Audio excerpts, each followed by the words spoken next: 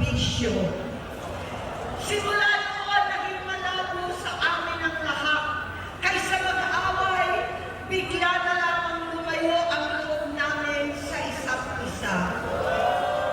Noong 2016, kasabay ng kampanya ni dating Pangulong Duterte laban sa droga, lumabas ang pangalan ni Bongbong sa listahan. Nakasama siya sa listahan ng mga celebrities, mga artista, Maricel Soriano at iba pa. Masinsinan kong kinausap si Pangulong Rodi. Halos manikluhod ako. Sinabi ko ayon sa kapulisan, dapat unahin, usigin ang mga pusher at saka na lamang sagipin ang mga user. Naligtas si Bongbong. Labis ang takot ko at pag-aalala. Kinausap ko siya at nagsabi siyang talagang siya ay nagbabago na. Muli at lagi, hindi ako nawalan ng pag-asa. Ako'y naniwala ulit. Mula noon, ang natatanggap ko na lang na balita tungkol sa kapatid ko ay regular na pagpapadoktor. Kaya kumalma naman ako. Inisip ko, totoo, dahil na-opera na ang tuhod niya sa gout. Siguro, totoo na ito. Hanggang nito, nalaman ko na tuloy ang paggamit niya sa mga party na garapalan naghahain ng droga. Pinagmamalaki pa ng mag-asawang kayang-kaya nila ang microdosing ng cocaine. Hati-hatiin daw para 4 na beses sa isang araw. Hindi mabibisto. Ang pagpapadoktor, pinalabas nila ang pag-stem cell. Nagpapalit ka ng dugo, nagpapa-blood transfusion. Kayang-kaya raw, hindi ko maintindihan ang pinagsasabi. Noong 2021, kahit papano, nagkikita kami at nagkakausap. Sumumpa siya sa akin, talagang hinintunan niya. Naniwala ako kasi sabi niya gusto niyang tumakbo. Ang sabi ko, tutulong ako sa abot ng aking makakaya. Ipinakilala ko si Bongbong kay Inday.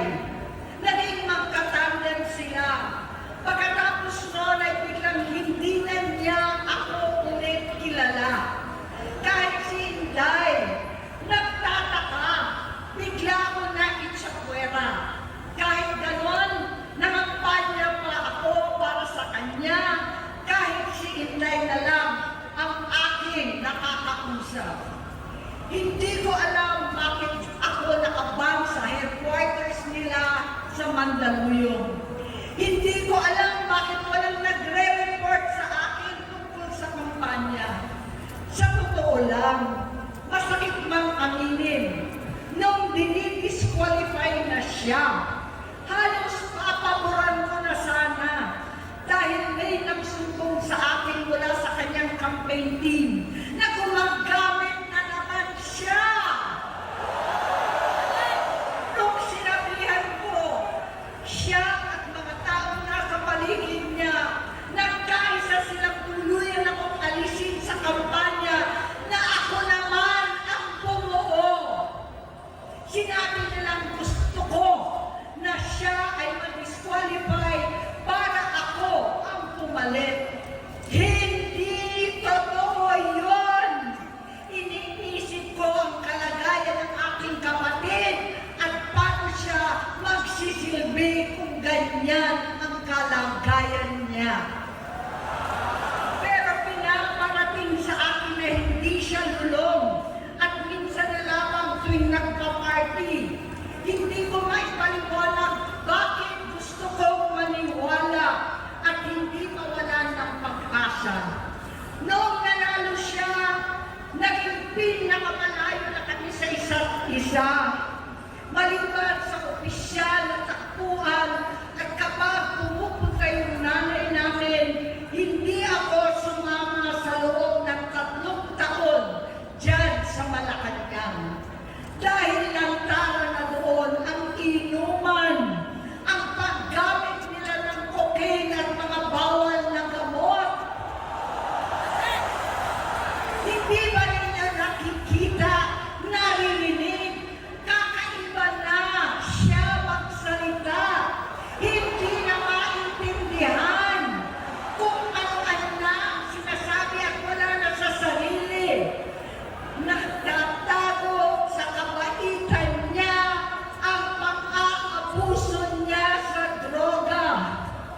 At nagbunga na ito ng mga nakakapinsalang maling desisyon. Hinayaan niyang kumilos ang mga nakatalibot sa kanya. Yung mga umaastang presidente habang nilululong siya ng mga ito. Hindi na kami nagkausap. Sa harap ng publiko, pinipilit kong magmukha kaming maayos. Pero wala na kaming koneksyon. Hindi ko hinihiling na maunawaan ninyo ako, lahat kayo. Sa palagay ko, ang makakaunawa lamang sa akin ay ang mga pamilya may pinagdaanan sa adiksyon, sa inom, sa sugal, sa alak, sa bisyo, higit sa lahat, sa droga. Pag hindi ko siya nakakasama, buong aking loob na ipasok sa institusyon, ipagamot, iparihab ko na yan. Pero tuwing maghaharap kami noon, hindi kaya ng aking kalooban na gawin yon. Tuwing magsasabi siya sa akin na magbabago na siya, hindi ko siya kayang tiisin. Hindi ko kayang ipagkait sa kanyang pagkakataon at pagbabakasakali, umaasa ako at laging nananalangin na sana, oo nga, nagbago na siya. Hanggang dumating ang 2024 at 2025, yung bisyo niya na ang dahilan ng pagbaha ng korupsyon, kawalang direksyon, at maling-maling mga desisyon. Walang accountability, wala nang hustisya. Hindi na niya alam ang nangyayari. Hindi na pinapaalam sa kanya ang mga pangyayari. Sinamantala ng mga ito ang paggamit niya ng droga. Kinangkaw na nila ang kaban ng bayan habang ang mga dating tumatawag sa amin ng magnanakaw ay nakakita ng pagkakataon sirain ang lahat. Nagagamit na nila si Bongbong para sirain si Inday. Itinutulak pa nila si Bongbong at ang bayan sa bangin para umastang tagapagligtas. Mula sa pagtraidor at pagpapahamak kay VP Inday, sa confidential funds na kung tutuusin ang galing naman sa opisina ng Pangulo, hanggang sa pagpadukot sa dating Pangulong Duterte para itago na lamang sa ibang bansa. Ang kabaitan ni Bongbong ay naging kalupitan.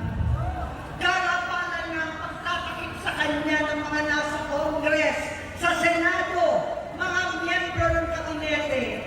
Kitang-kita na ng taong bayan, wala nang puwang ang kahihiyan. Para bang nauulit ang bangungot ng kasaysayang dinamas namin noon. 68 years old po ang tatay ko nung pinatalsik sa pwesto. 68 years old na rin si Bongbong ngayon. November